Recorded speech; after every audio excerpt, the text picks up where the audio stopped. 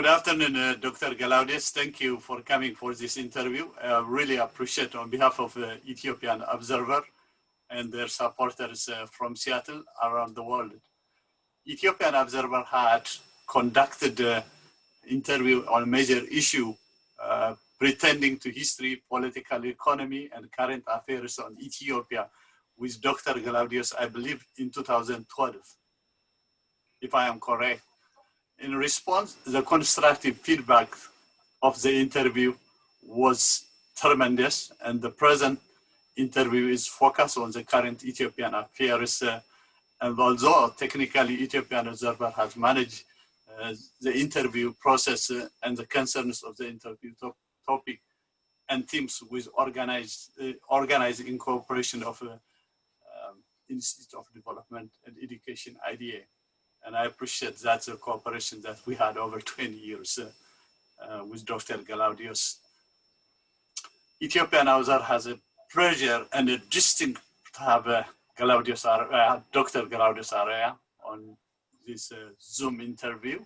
And we'd like to introduce him briefly before we begin the interview, even though Dr. Ghelawdewos doesn't need so much interview, but this is a process. He's an icon on the social media, on his current writings, and over 7 books in English and Tigrinya, as well as in Amharic. Who is Dr. Ghelawdewos? I think Dr. Ghelawdewos is a political scientist and educator by profession and a historian by vocation. He's a graduate of the world famous Columbia University and earned his degree, including BA, MA, and a doctorate from the same university. He is a prolific writer and authored many books, over probably of 300-400 articles on Ethiopia and Africa and international study. He is also the founder of the Institute of Development Education, IDA. Thank you, Dr. Ghelawdewos, for coming for this interview from your busy schedule. Oh, thank you, Mr. Barakat Kiros. I am really gratified to have this interview with you. And I like to really extend my gratitude to you and the Ethiopian Observer for doing this. And I also want to thank you for being so kind and encouraging in the statements you've made in the introduction. Thank you so much. Thank you, Ghelawdewos, Professor Ghelawdewos. On behalf of Ethiopian Observer, it's Barakat Kiros that I am going to manage and lead the interview. On the first question, I know you are very familiar and you have written so much in regard to this over the last 25, 30 years. One of the questions you have repeatedly addressed the question of nationalities and ethnic politics in Ethiopia. In many of your writing, do you think the question of nationality will resolve in Ethiopia and we can ever transcend the ethnic politics given the present chaotic atmosphere in the country?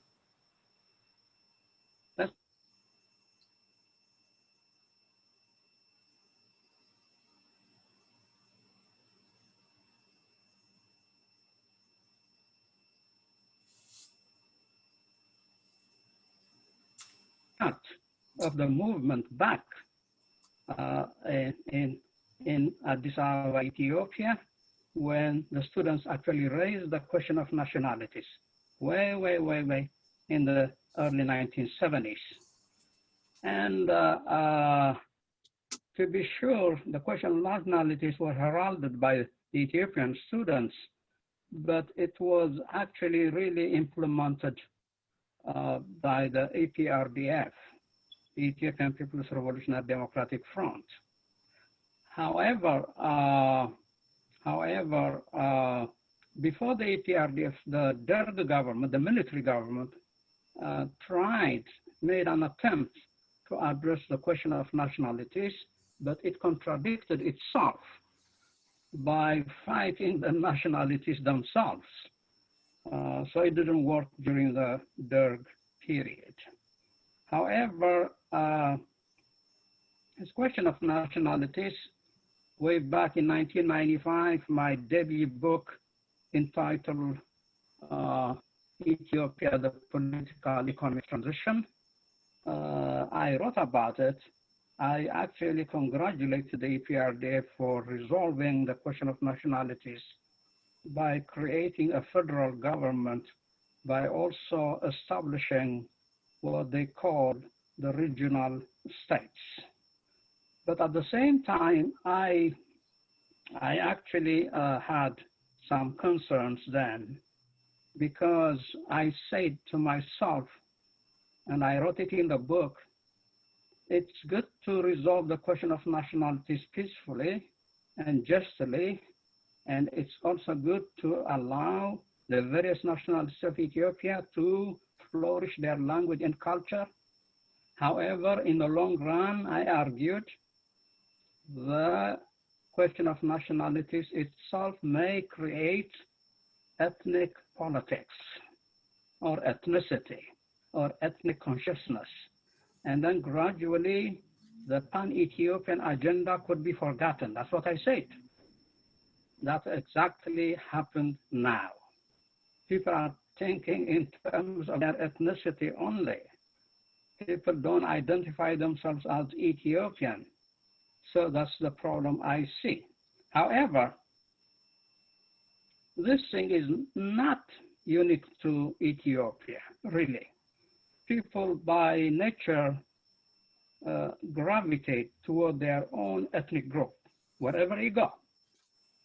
And a long time ago, a sociologist, actually by the name Emil Durkheim actually the founder, the father of sociology, he classified people into two: organic solidarity and mechanical solidarity. The organic ones are at the village level, people who know each other, the same people, same language, same culture, okay, uniform. But mechanical is diverse, different people, different language, mixing up together, living together side by side. So that's what we have in Ethiopia now. If you go to the major cities like Addis Ababa, Mekelle, and Hawassa, you're going to see diverse people. If you go to small cities, small village, you're going to see the organic solidarity. So that's the main problem we have now. However, it has to be corrected in the long run. That's what I think about this question. Thank you, Professor Ghelawdewos. Our second question is, do you think that the overall political culture of Ethiopia has shown any significant change during the rule of the EPRDF, and how during the Abiy Ahmed prosperity period? How do we reconcile both? Okay, that's a good question too. Political culture is very important in any country, in any given society. If a country or a society doesn't have political culture, is not going to do very well in terms of running the daily affairs, in terms of resolving conflicts, in terms of running the government itself, so many things. So I would actually really say quite frankly and candidly, no, the political culture did not show any significant change during the rule of the EPRDF. The EPRDF actually governed Ethiopia for 27 years. It did very well in infrastructure, in economic growth, and in development as a whole. But it did not do well in terms of promoting democracy in Ethiopia. I have argued in my book, actually, that there is no democracy in Ethiopia. But EPRDF, one can give credit in terms of trying to promote the economic transformation of that country. On top of this, one of the problems I saw in terms of promoting political culture is the EPRDF actually kept Ethiopian intellectuals and professionals at bay. It did not invite them. It did not allow them to participate. Had it done that, political culture could have flourished in Ethiopia. Actually, the EPRDF itself could have benefited a lot from that. The present crisis could have been halted as well. They did not do that. Any country, in order to have a political culture, should completely rely on its educational forces like professionals and intellectuals. That opportunity was lost during the EPRDF 27 years of rule. And now it got worse. In the last 2 years, Ethiopia is in shambles, let alone having political culture. So I hope something is going to come out of this. Okay.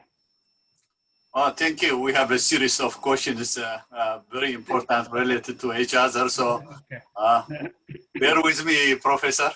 Okay, The third question is, what do you think of the Ethiopian opposition political party vis-a-vis the national parties like OLF and the TPLF, as well as the Prosperity Party? Okay, that's also a very good question and relevant question as well to the present affairs in Ethiopia. Overall, the opposition or contending parties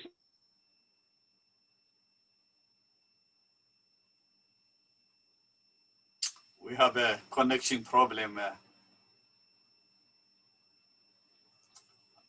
We have a connection problem. I can't hear you. is behind bars. Can you, Professor, we lost you for about seconds. Can we start all over? Yeah, I can go back, yeah.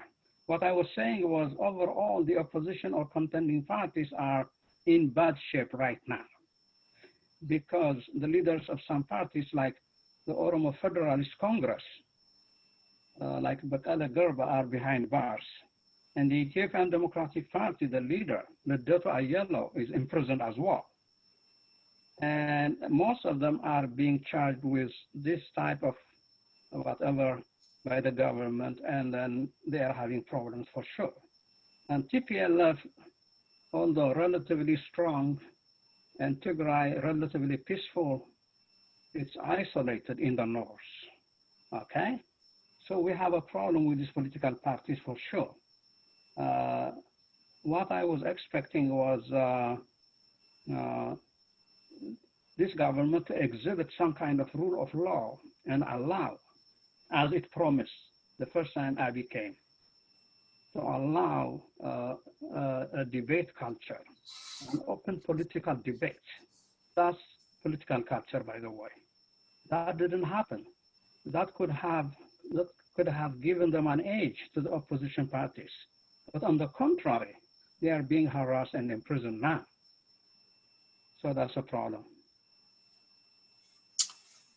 Yeah, the number 4 question is in regard of one of your books, Ethiopia, Democracy, Devolution of Power, and the Development State. Here is a book for those people who are interested. So having said that, the question is pretending to, you have decided a part of, with its chapter, for the development state in your book, Ethiopia, Democracy, Devolution of Power, and the Development State. Do you think that the development state is still a viable option for Ethiopia as opposed to neoliberal agenda that is considered as an alternate for development strategy by the Prosperity Party and other parties that are now acting as allies of the Prosperity Party? That's a very interesting question. Very interesting. In fact, for me, it's also a good opportunity. Yeah, thank you so much for that. In that book actually, the title, Ethiopia, Democracy, Devolution of Power, and the Developmental State. So one whole part actually is on developmental state. So first and foremost, we have to really clearly define what the developmental state, or DS in short, means. A lot of people confuse the developmental state with a socialist system. It's not. developmental state, actually most of them are capitalist as a matter of fact. But what it means is in the developmental state economic agenda, the state or the government is directly involved. The state or the government make economic policies. The state and the government actually make industrial policies. What industry they give priority to or not is done by the developmental state. And it's heavily involved in the making of the economy. Sometimes the state itself can own some industries as well. So a good example, many people actually associate the developmental state with the so-called tigers of Southeast Asia, the four tigers. These are Korea, Taiwan, Hong Kong, and Singapore. They are actually the best example of developmental state, and they did very well in the economy. Actually, the World Bank calls them high-performing economies, okay? But they are not the only ones. Japan is a developmental state, and Japan is a good example of a capitalist state and a developmental state at the same time. And I prefer that of Japan as well for Ethiopia as a model, because Japan actually provides democracy and capitalist development at the same time, the developmental state.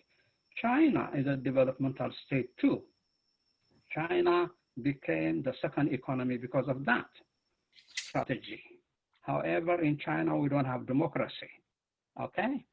So is it a viable option as opposed to the neoliberal? That's a good question you made, Mr. Barakat. Yes, I say it's a viable option. The current government actually wants to go away from the developmental state option. They are actually saying we're going to have a neoliberal thing. The neoliberal thing didn't work in Africa, in the Caribbean, in Asia, in South America. It didn't work at all. Because I recall very well when the World Bank came up with the structural adjustment program in 1981.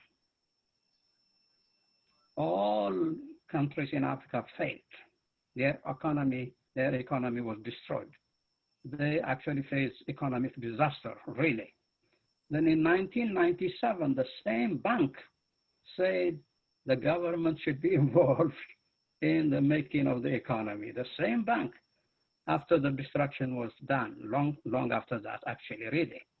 So we need the government, we need the state in developing countries to promote economic development.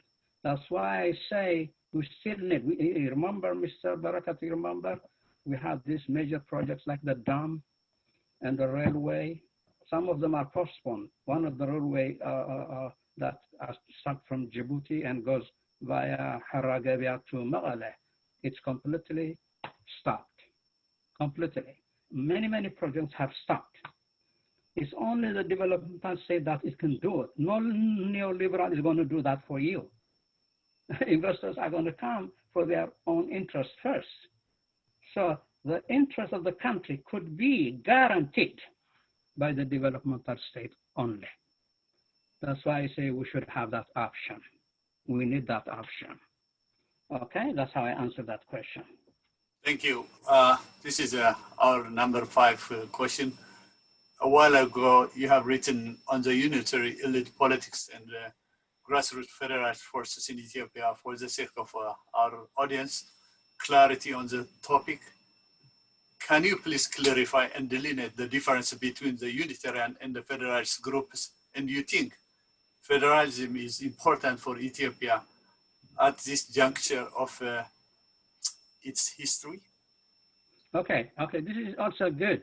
This is going to give us an opportunity now to explain to our audience the essential difference between the federal system, the unitarian systems.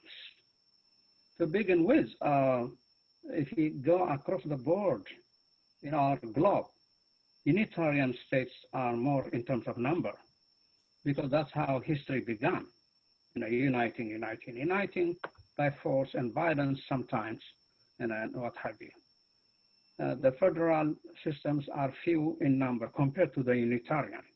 But the federal countries are more just in terms of creating equality and stability and peace for their citizens.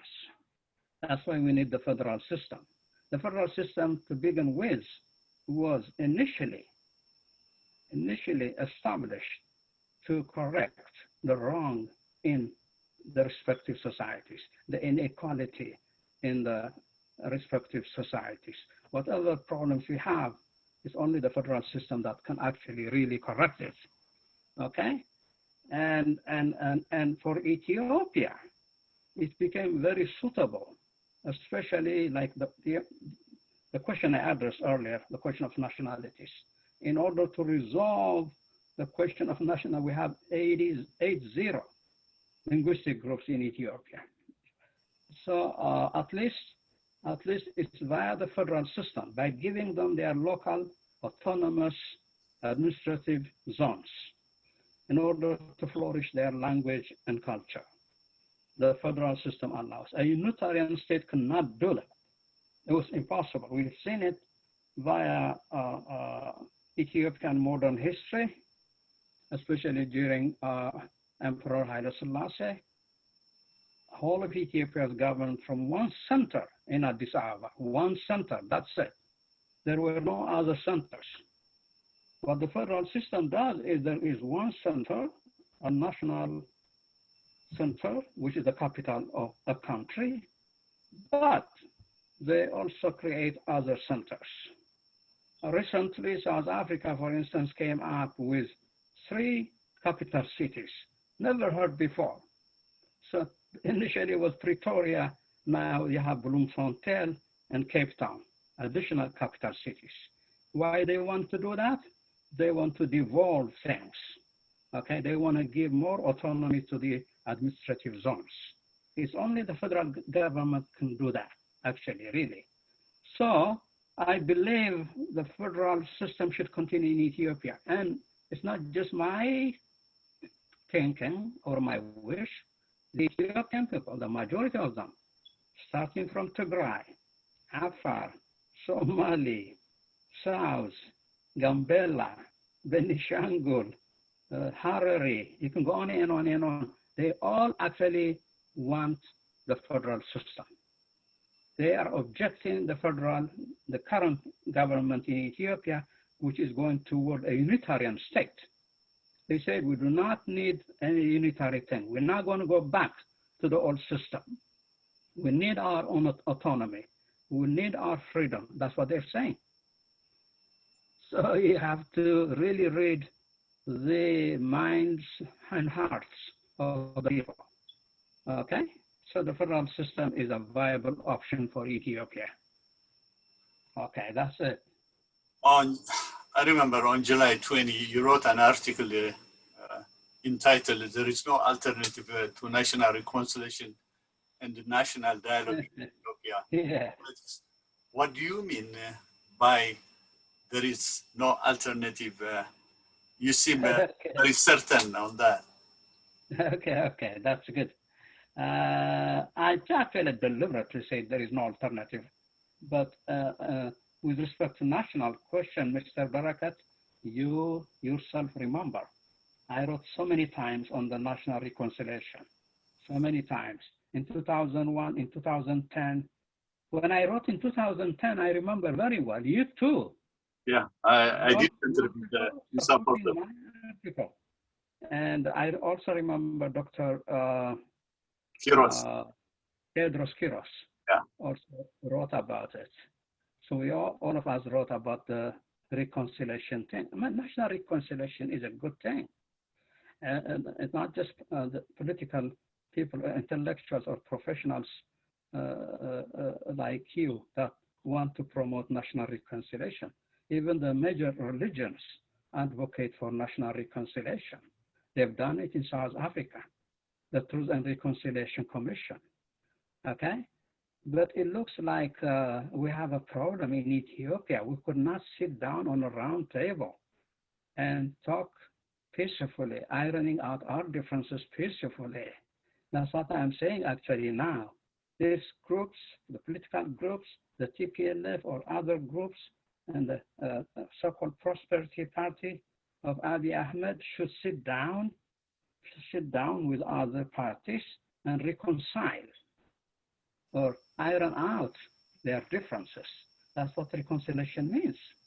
And I don't see any other alternative really, unless we're going to go to a civil war, bloody civil war. The people are tired, Ethiopian people are tired of that. They've had enough. So we need a peaceful transition. And the only one that can really give us an edge toward peaceful transition is the national reconciliation act. In national reconciliation, I mean, by the way, all Ethiopians, not just the political groups, all Ethiopians at all levels. Because, remember, about 3 million people are destabilized in Ethiopia now, internally destabilized. They need to reconcile with their neighbors. They have to sit down. We've had traditional systems actually that can do that. They can do it. So I don't see any other option. I mean, people have to come to their senses and forget this hate politics, ethnic politics, and sit down and talk. That's the only one. Thank you. Just a follow-up. Is there any lesson to be learned from South Africa and others who did reconciliation, what they are in, as opposed to, if it takes a reconciliation currently in Ethiopia, do you think we'll be able to pull together and put the national interest of the country and the people? Yeah, absolutely. Absolutely. South Africans, to some extent, they were successful, although they could not completely resolve the differences between the white South Africans, Afrikaner, who still control the economy. And although the blacks came to power, they are in control of politics. They've not controlled the economy yet. So at that point, they have to do something else. But at least in terms of reconciling the black and white differences of old apartheid, in that they were successful for sure. They were successful, but not just South Africa. We can actually learn from other African countries as well. Botswana, for instance, is a very good example. In Botswana, they have a very good political culture. Indigenous, actually, they did not even copy it from other countries or from Western countries. And for instance, I remember a couple of years ago, there was a miners' strike in Botswana. The miners went to strike and the government came and negotiated with them directly. What do you want? We want this. That was resolved. But it's part of the culture of the people. They sit and negotiate. They sit and talk. You see, that's the thing. So we should be able to do that too in Ethiopia. And we've had it. Ethiopia, most of Ethiopia have had it actually. In Tigray, for instance, there was this Baito 10, Shmagele 10. They were resolving problems all the time for centuries. So we can utilize those mechanisms as well, Yeah, yeah. With due respect, in my area where I was born, there is what you call Erkenderta, where they can reconcile in the village. Absolutely. Professor, you are very well accustomed to it. The second question, this is the question, knowing you over 25 years, how passionate you are about Pan-African and Pan-Ethiopian. My question will be focused on that. In terms of your philosophy and your political principle, you are Pan-Ethiopianist and Pan-Africanist. How do you reconcile your proposition and your reasoning with the nationalist forces in Ethiopia that aspire to form and establish their own independent statehood? I mean, this starts from your student movement. I think, yeah. I think that's a good question. It's a fair question too, by the way. Here we go. You know, all of us do have political stance, viewpoints, perspectives, ideologies. Indeed. We follow, all of us. Yeah. I mean, I know from the very beginning when I was even in my high school days, I used to see like the bigger picture for some unknown reason.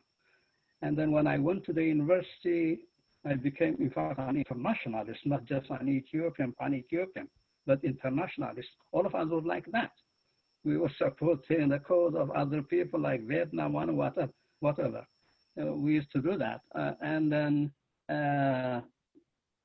in terms of my own profession, the last 27 years, I've been teaching African studies and promoting Pan-African thing. At the same, I have written on Pan-Africanism so many times, actually. But quite frankly, the Pan-African thing now, in retrospect, has become more ideal now, rather than pragmatic and practical. It's too ideal to completely unite the whole continent of Africa. It took like 60 years, but you know, it's not working. But I still want to stick and hold on with my pan-Ethiopian thing, because Ethiopia is our country. It's a historic Ethiopia I'm talking about now. It's a wonderful country, land of Lucy, of the Homo sapiens. The first people ever were found in Ethiopia, never colonized, the only independent country in the continent of Africa, and headquarters of the African Union now, and so many things you can go on and on about Ethiopia actually. But unfortunately, Ethiopia did not enjoy leaders whom I call enlightened leaders, people with vision, people of that can promote justice and equality. We did not get that. So we still are poor people. That's why we have mess now in Ethiopia, by the way. So I still want to hold to that because I have always argued, I always respect the local autonomy for the various regional states like Tigray, like Oromia, like Harare, like Benishangul Gumuz and Gambela. But at the same time, these various regional states should come together and promote the pan-Ethiopian agenda. It has so many advantages at global level, global trade. You can survive only via Ethiopia, not via local government. If you're a small government, a small country, you cannot even compete in the global economy at all. Bigger countries are doing very well. There are exceptions like Switzerland and Japan, but those are exceptions really. But most countries that are big are successful. So Ethiopia has enormous potential. It has to come like one, but we're still respecting the local autonomy I'm talking about. So I would like to promote pan-Ethiopian agenda now and in the future as well. Good. What do you think, Professor, in terms of united Africa, in terms of economy to have its own sphere in the world? Okay. That's a good question. You see, what happened is this. Africans have tried so many times, by the way. Soon after independence, they were going all over, making conferences. After the 1963 conference, there was the Cairo conference of 1964. People, the leaders like Nyerere and Nasser and Nkrumah and Senghor, all of them were talking about a United States of Africa. They were talking about it, actually, so many times about that, but it could not become practical. Then they came up with an option in 1980, they had a conference in Lagos. It's called the Lagos Plan of Action, how to transform the whole continent by cooperating, all of them, via agriculture, via industry, without depending on the previous or former colonizers. To some extent it worked, and then it did not continue. Then they started other options, which is really good actually. Regional cooperations, like for instance, you have ECOWAS in West Africa, Economic Organization for West African States. And then we have SADC in Southern African Development Community. We have also the COMISA, which is Eastern and Southern. IGAD is by far weaker for the Horn of Africa, but that one is regional cooperation as well. And they've been doing this for so many decades. Now in 2000, when was that? A couple of years ago, 3-4 years ago, all Africans gathered in Rwanda. In Rwanda, what's the capital of Rwanda? I forgot. Kigali. Kigali, thank you. Kigali. In Kigali, they came up with what they call Africa Continental Free Trade Agreement. This is really a good one. I have written about it as a matter of fact. So they're going to try to cooperate at Africa level, economically, trade-wise, and what have you. So I think eventually it's going to work. They are on the right track now. Thank you. How we see it, okay? Thank you for elaborating in terms of economy and politics in Africa. Yeah. Forward. Our number 8 question is about the Horn of Africa. In your Horn of Africa disaster politics and geopolitical implication, you have critically examined the political crisis in the Horn of Africa. Can you please explain why the Horn of Africa compared to other regions in Africa is crisis-prone, or as you put it, a disaster-infested political arena? Yeah, this is my very recent article, actually, Horn of Africa Disaster Politics and its Geopolitical Implications. This actually, in order for our audience to understand, to have clarity on this one, it requires some historical background. Because with respect to the Horn of Africa, unlike other African countries or African regions, this is the most conflict zone ever in the African continent. Has to do with the history. The history has to do with long competition between global powers and regional powers as well. Long during the Aksumite period, for instance, I remember the southern half of the Red Sea was controlled by Aksum, and the northern half by the Romans, because Egypt was their colony then. However, they were cooperating at the same time, both powers. Romans had to depend on the Aksumites for the safety and security of their commercial ships. And then in the 16th, 17th centuries, there were the Ottomans and the Portuguese. The same problem. The Ottomans want to control that part of the world, and we had conflicts in Ethiopia as well.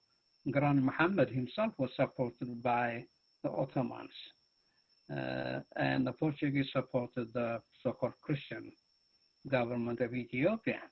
And then in the 20th century, the same thing happened actually. And then when the colonizers came, it was Horn of Africa was divided into many colonial zones. And now we have, the Arabs are interested in controlling the Red Sea and other interests. And then it's not just the Red Sea now, the Nile as well. Egypt wants to control the Nile. And then due to all this, the conflict was there for a long time, continuously. we couldn't come out from there. But I do not only attribute the problem to external forces only. We have a problem within ourselves, the governments themselves. Somalia is a failed state now. South Sudan is a failed state. I was very sad to learn a week ago that South Sudan can no longer purchase goods from outside because it doesn't have money to cover its external trade balance. It could not do it because of conflict. This country, can you imagine, is sitting on oil, petroleum, but it could not even do for its trade balance. And it can go on and on and on. There is, so many problems in that part of the world. So that's why I call it actually disaster politics, really. Ethiopia, by comparison, was actually doing very well, irrespective of the lack of democracy and what have you. Economically, it was doing very well. It was stable also for 27 years. But now Ethiopia has become like these countries, actually. It's almost being done deliberately to really imitate Eritrea and Somalia and South Sudan. It has become like them, actually, Ethiopia. It's very sad. That's why I call it disaster politics, okay? In the light of, just follow-up question, your thoughts. Ethiopia is a landlocked country. And those areas that you are talking about, Somalia, Djibouti, Eritrea, they have access to the sea. In the light of security interests, what is viable for Ethiopia in terms of its security? Because in previous times Ethiopia had a naval force. In the light of all those securities, do you think that will contribute to the demise of its security being compromised? Yeah, absolutely. The security of the Horn of Aside Africa from is trade, yeah. Absolutely, absolutely. However, remember, having a port doesn't mean anything unless you use it. Okay? And Ethiopia is depending heavily on Djibouti. It's actually costing her billions of dollars. So at one point, actually, I came up with the unification. I have had an interview with the Voice of America, and I came up with the idea, you remember? I came up with the idea of uniting because the Djiboutian people, the leaders themselves, were asking for unification with Ethiopia. So we could have gotten a free port, and they could have gotten anything, any supply, any resource they want from Ethiopia. Djibouti doesn't have anything. It's a small country. You cannot grow anything in there. Even water goes from Ethiopia, okay? So that could have been a wonderful thing, but they did not do it. The Djiboutians were actually really, really asking hard to unite with Ethiopia. Our leaders did not want to do it. Very sad. It's very sad, Okay. Well, let's move to this. We have two more questions. And how do you think Ethiopia is going to emerge out of the present mess and reclaim at least the past relative peace and stability during the PRDF times? Okay. This is a good question. However, it's a little difficult to come up with a viable solution because we're really in a mess now. How do you come out? How do you emerge out of that? See, one solution I see is the federal forces in Ethiopia have to gather momentum like they've done. They had two meetings in Maqala, I remember, in Tigray. They have had two meetings and they established even an organization but it looks like it's not working now. So they have to re-energize themselves because they are all over Ethiopia. They are in the south, in Oromia, and the Oromo, most of the Oromos support the federal thing. The Somalis, despite their leaders, support the federal thing. The Afars as well support. So the federal forces should get together, gather momentum, and salvage Ethiopia from its current mess. By the way, we should not leave this thing to them only. You, Mr. Barakat, you're a professional.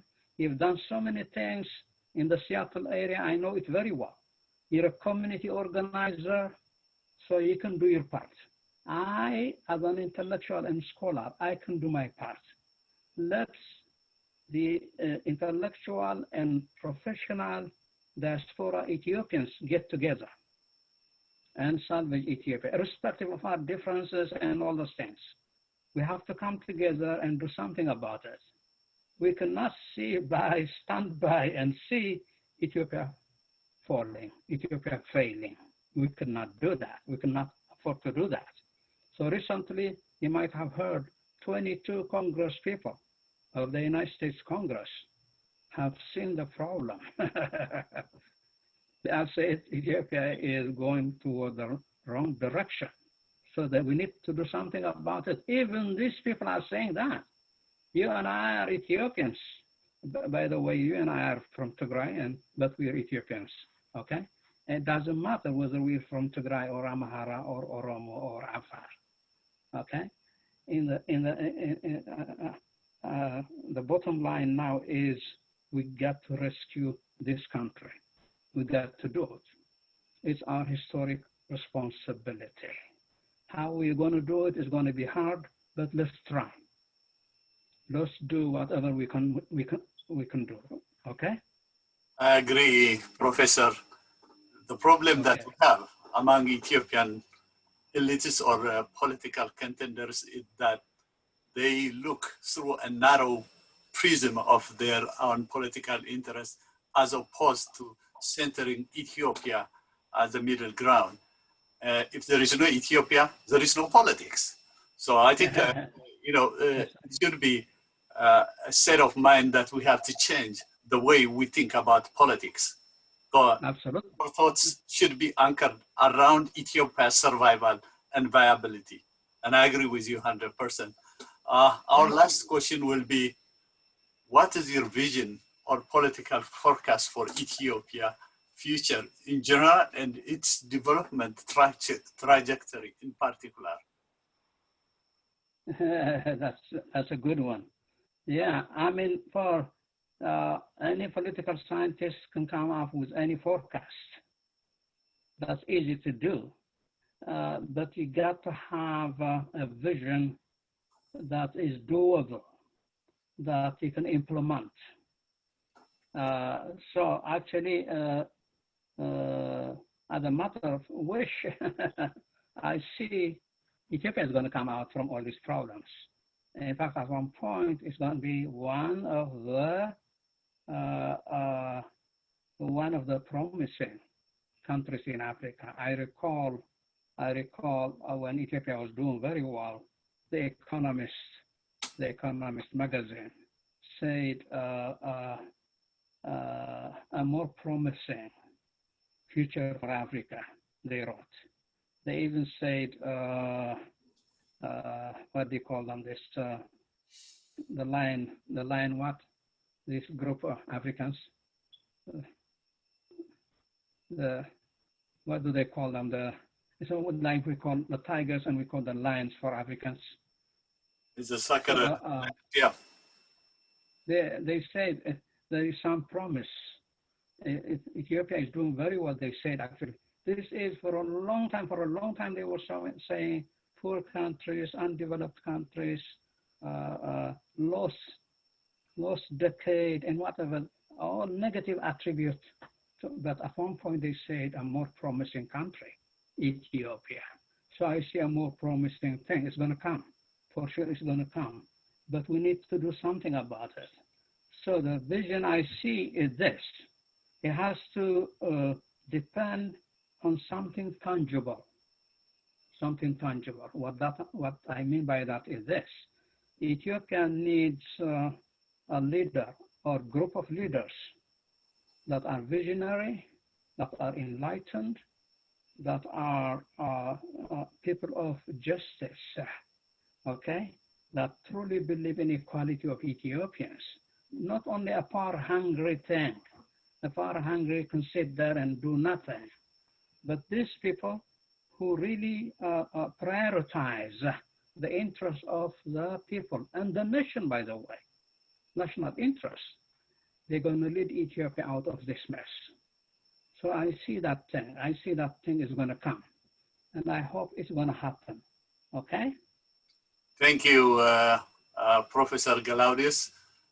That will be concluding our interview on behalf of Ethiopian Observer and Institute of Development and Education of Africa. I will thank you. Wonderful. And I would like to conclude my remarks that I would like to believe in those uncertain times, all political parties should be stand for democracy, equality, and justice for all Ethiopians. We must work hard for the realization of a prosperous and democratic of Ethiopia. And as they say, let's hope. Hope doesn't kill. Thank you so much. And I appreciate your presence on the Zoom as always did. I thank you so much too, Mr. Barakat. Have a great day.